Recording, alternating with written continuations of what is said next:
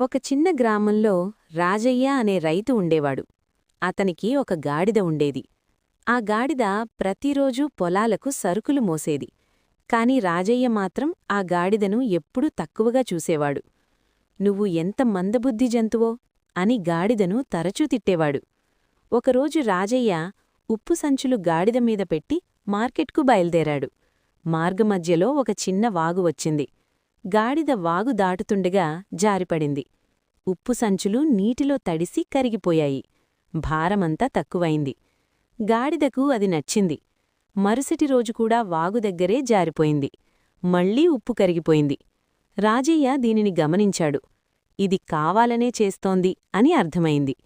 మూడో రోజు రాజయ్య ఉప్పు బదులు పత్తి సంచులు పెట్టాడు. గాడిద మళ్లీ వాగులో పడింది. కాని ఈసారి పత్తి నీటిని పీల్చుకుని మరింత బరువైంది. గాడిద కదల్లేక చాలా ఇబ్బంది పడింది. అప్పుడు గాడిద తన తప్పు తెలుసుకుంది. ఇకపై ఎప్పుడూ అలాంటి మోసం చెయ్యలేదు. రాజయ్య కూడా గాడిద తెలివిని గుర్తించి దాన్ని ప్రేమగా చూసుకున్నాడు.